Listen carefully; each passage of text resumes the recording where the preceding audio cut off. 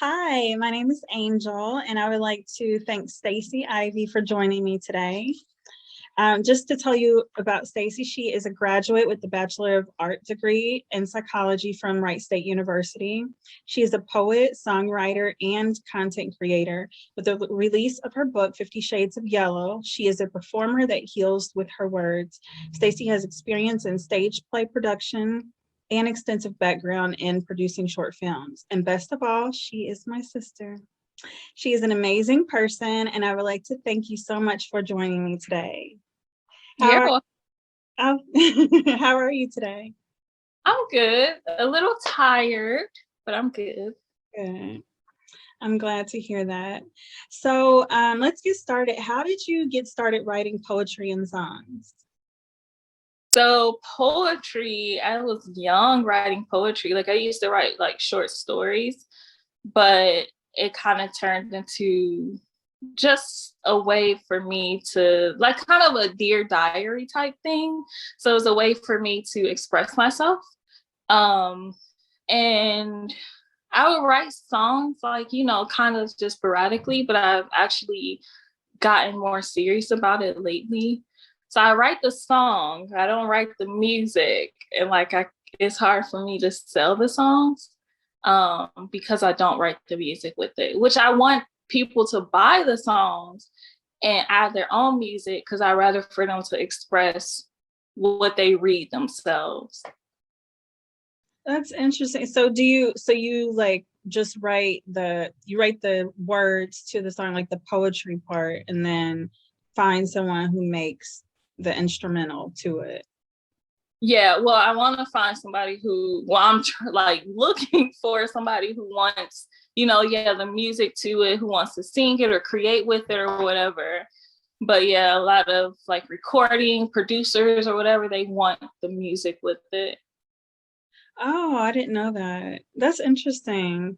But well, Oh, that's yeah, it seems like a fun journey though. I mean, because you went from writing short stories to, writing poetry, and then I mean, songs essentially is poetry. So out of all those, which ones do you like best? Do you like the writing stories or poetry or the songwriting? I think, I don't know, they're kind of essentially all the same. I guess maybe poetry, because usually my poetry is just kind of to the point. Um, Whereas short stories, you kind of have to add a lot of detail and, be able to create a story for somebody else's mind clearly. Whereas for my poetry, I kind of leave it open-ended so that this is what it means to me, but I want you to find out what it means to you. Like, I don't want to think for you. I don't want it to be processed for you. I just know that these words are written and I want you to process it for yourself. And then songs, I like songs because you can put any kind of music to it. You can make it, fast or slow, country, rock, whatever. And I just love the variety of it. Awesome. Yeah, I like that too. I like that the concept, and I look forward to hearing some of the things that you make. What is your writing process like? I don't have a writing process. And I know a lot of people are like, oh, I spend this amount of time doing this and this. I don't. It's just, I just write. Like, I just write whenever I feel like something needs to be expressed. It just comes to me randomly, mostly in the most, like, the worst places ever. Like, I can't write it down right now. Like, I'm doing something or I'm in public. But yeah, like, whenever I'm encouraged or motivated or moved by something, and I just write. That's awesome. Well, the good thing is now today we have our phones most of the time. So like we can jot it down in our phone. But I know like years ago we didn't have all this stuff we have now. So it was hard to, if we're out somewhere, it's hard to write it down. So it's a little bit easier today. That's so true. Yeah. But that's awesome. Um, So you have a book, and I forgot to talk about my background, and I forgot to talk about, I'm propped up on pillows because I just had surgery, so it's more comfortable, but you can't really see because all my pillows, and I have a light in the way, but you have a book. It's called 50 Shades of Yellow, and that's the book behind me. And we're going to talk about that. We're going to get into that. But can you talk about your journey and how you had pain and worked towards self-love and healing? Yeah. So for me, growing up was the best. I mean, you know, we're sisters. Um, it did cause like a lot of trauma for me. And so I moved to Texas, and Texas has been like 6 years ago. And it has been like such a healing place for me. It's where I met like some really good people who kind of fed into me emotionally. And then I had like a mental breakdown and I just couldn't do anything. And so I had checked myself into the hospital and they prescribed me medication. And so I started taking antidepressants and counseling. So counseling and antidepressants have been, you know, kind of my saving grace. So it's hard to work through pain because you have to experience it again, but it's so necessary and it's so worth it. I'm not nearly where I want to be, but is anybody? So it's just still just working on that and telling myself who I am, regardless of what people think, good or bad, regardless of what they think. I am always telling myself who I am. And I, yeah, really listen to, except for God. I mean, I want him to tell me who he sees me as because he created me. So Thank you for your honesty and your clarity. I mean, because a lot of times, I mean, in the world that we're living in, the social media world, people are not honest. They're not clear. They're like, you know, they hide things and they pretend to have this life that they actually don't have. And so to be honest about your story is important because there are so many other people who are going through the same things that you're going through. And in a sense, it's healing. It could be healing for you. And it also helps the other person, you know, to heal and to, you know, improve their life. So I appreciate your honesty and your clarity in this. And your book, 50 Shades of Yellow, which again is behind me, and found on Amazon and several other sites. And I'll link that where will be posted. But so 50 Shades of Yellow is a collection of poetry. I really enjoyed you expressing your heart and I see your passion, I see your heart, I see your soul in it. And I mean, we are sisters, but you don't let me read your stuff. So, so I'm glad that I finally, I mean, some of the things that I have heard I have heard some of your poetry, but a lot of times you don't let me read it. So I appreciate this and I appreciate, you know, getting to know you a little bit better. Can you talk about what the title means? Yeah, so 50 Shades of Yellow is just basically 50 poems that I chose over the course of 20 years.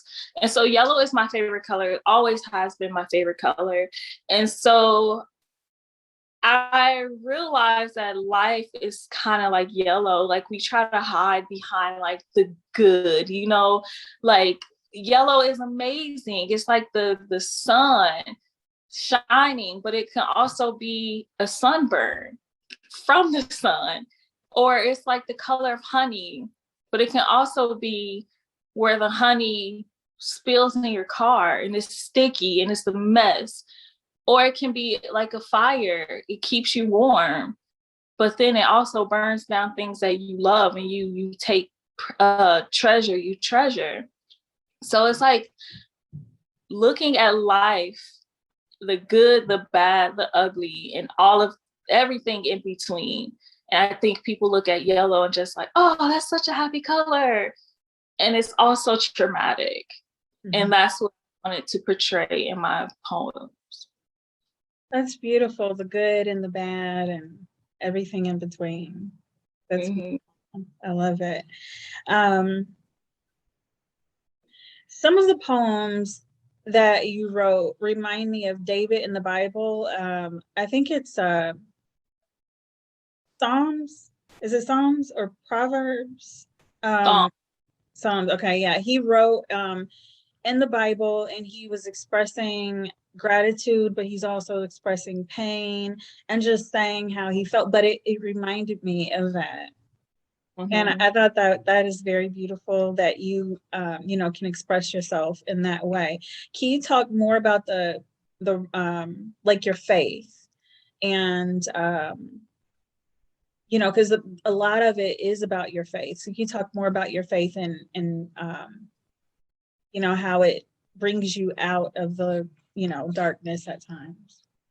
Yeah, so I honestly cannot remember not knowing Jesus and God. Like and I don't remember ever being taught about him.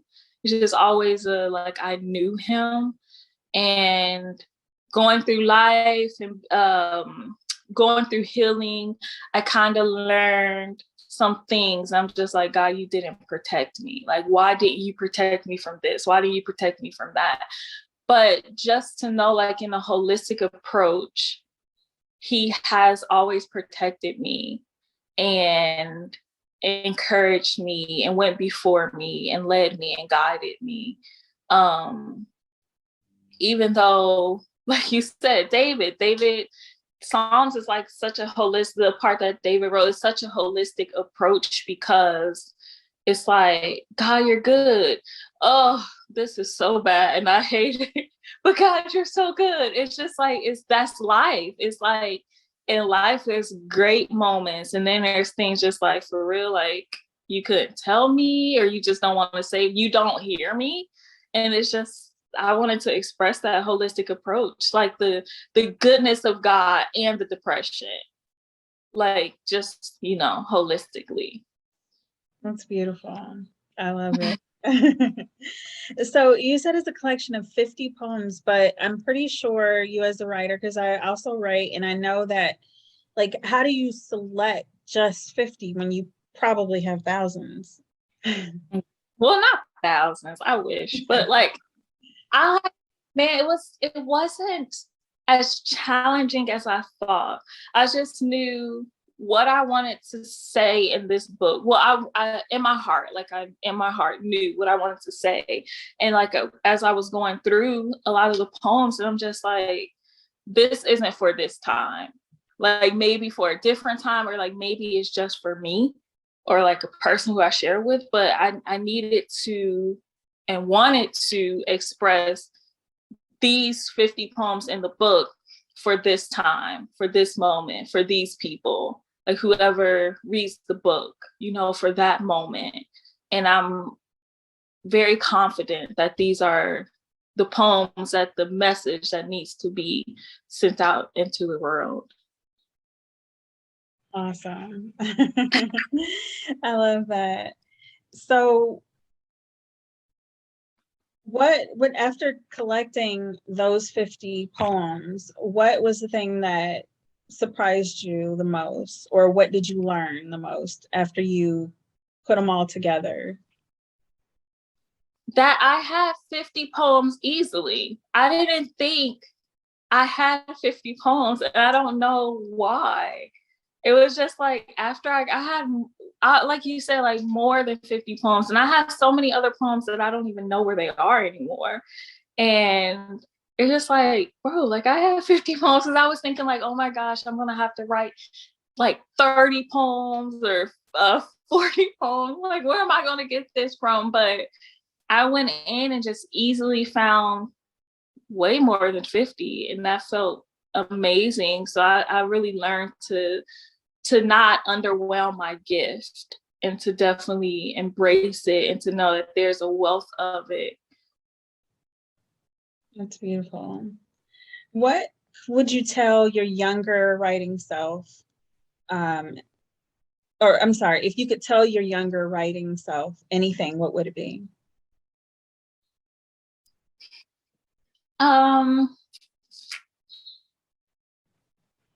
I think I would tell her to just write it, like, without caution, because a lot of the stuff that I used to write, I would write thinking about if somebody else would read it, then I don't want them to know the truth, or like I don't want to say the wrong thing. So I would tell her to write without caution, because I wonder what type of healing I would have gotten sooner if I didn't hide those small details in my mind, if I was able to go ahead and get that out at that time. So yeah. Like that, yeah, because I actually was looking into like the 12-step, I mean, not looking into, but doing research about 12-step programs. And Russell Brand has a book called Recovery, and because he went through the 12-step program. But that's part of the process, is like being honest, like what did you go through, and how did you feel, and all that, like just being honest with yourself. And so I like that, and that helps you to heal too, like when you're honest and clear about yourself. And that's something that I'm learning too now, so it takes us a long time sometimes, but we always get on the right journey. Yeah, true. And you also was an intern for Walt Disney, and we share the same inspiration for Walt Disney. I love Disney World. Or is it Disneyland, the one in Florida?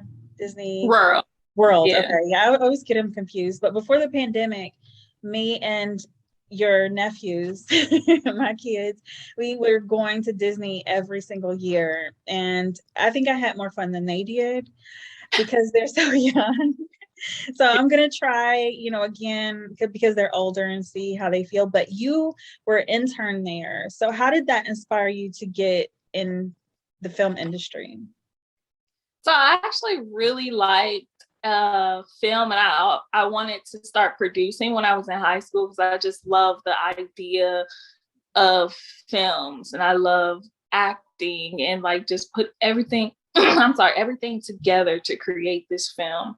And so going there, having these magical experiences is just really like, it's different from when you are a guest to versus you're behind the scenes, because behind the scenes you see all the stuff. Like a film, like you see the truth, and I can't tell people what I've seen, but because it's like magical, it's like you walk into this place and it's magical, and we are putting on this movie for you. And I just thought it was amazing, like just seeing the behind the scenes, playing a part behind the scenes. And then actually when I'm off, like going and seeing it play out in front of me. So just finding that into connection, and then just knowing like Disney World, like Disney has the best films ever. I love them. Yeah, they really do. Yeah. What is your favorite park at Disney? My favorite park, Magic Kingdom, because the fireworks are so magical. Is that the one with the castle? Hmm. Okay, yeah, I like that one too. Yeah. I like the plays, like when they came out with the characters and they would perform on the stage and everything. Oh, that was just so awesome. Yeah, so good. Actually, the crazy thing, I was actually in a play on for Indiana Jones. Like they put me in as an extra. Like I was in the audience just relaxing, and then they're like, okay, we need some volunteers. And my friend made me raise my hand. And so I raised my hand. Then I sat back down, like, no, come up here. So I was like an extra. So that was really cool. Yeah, that sounds fun. Well, and you have experience with films now. So you have worked in a few small films, and I'm sure that it was also fun. And you're working on a film now. Can you tell us what you're currently working on and how did you get involved with it? So I'm currently working on a project. It's titled Amma, and the director is Georgiana Onwuzia. And she and I worked together on a stage play prior to this called King David is Burning. And I was the stage manager of it. And because of that, we gained trust, and her desire to go into film, and my desire to assistant direct, it came together.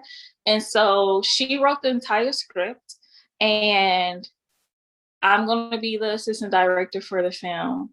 And it's just incredible. Like, I'm so excited about the project. We are fully casted now.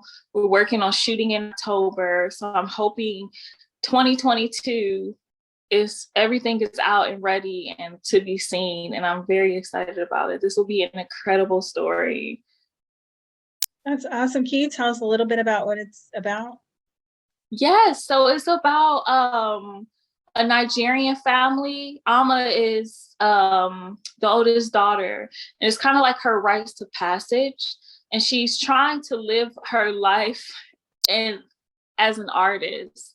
But as, immigrants, they are forced to be like the doctors, lawyers, and nurses. You make the high money, and arts is just out of it. Because, the whole term starving artist is like such a thing still. I have no idea why. And so in the film, she's like at odds with her mom all the time because she's not married and she doesn't have a degree in medicine, and she doesn't have a normal job. And so her passion for art, she has to decide on what she's going to do. Is she going to appease her mother, or is she going to follow her dreams? And there's also some more drama in there about alleged murders. It's amazing. So it's like it will really speak to I feel like even us, like being artists and like not going the traditional route, and then kind of just like displeasing your parents. Like, bro, I invested all this stuff into you, and you're just gonna not have a job and you're gonna be broke. But our hope for this film is that the next generation breaks all of that. And it's just like the way that doctors and lawyers have a route paved out for them, we want that for artists too. Like, because it's ridiculous. Because I'm sorry, doctors and lawyers, they watch films, they go to libraries, they watch TV. So where is the route laid out for us? Mm-hmm. Yeah, I agree. It's always that, the starving artist, and then that worry that, okay, well, if I'm not sad or depressed or going through struggles anymore, will I have that inspiration, if I'm happy, So yeah, I think a lot. Yeah, a lot of people will be able to relate to that. It sounds really good. And you said it's coming out in 2022? Yes, 2022. Looking out. It's titled Amma, written and directed by Georgiana Onwuzia. Okay, awesome. Yeah, we'll definitely be keeping an eye out. And once it's, out and everything, just let me know and I'll definitely post it everywhere I can. Yeah. Well, let's see. We have about 10 minutes before Zoom interrupts us because we only have a certain amount of time with Zoom. I was going to ask you to read one of your poems. Do you have like a short poem that you could read? Yeah. Okay. Yeah, I have one. Here's the book. Yay. I love like the writing and the color and everything. Yeah, it was so intentional. Like I wanted the writing this way. Like everything was very intentional about what I chose and how I chose it. And even throughout the book, there's that same writing. Just like a line of poetry, not like a whole, poem, but it's just like a line, and I like that. Yeah. like a, yeah, well, I can show an example. Yeah. Yeah. Okay, so the one that I chose is titled Wisdom Spoke. Mm-hmm.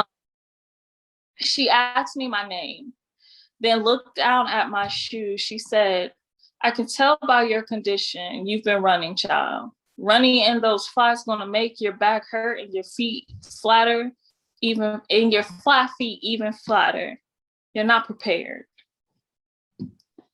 Thank you.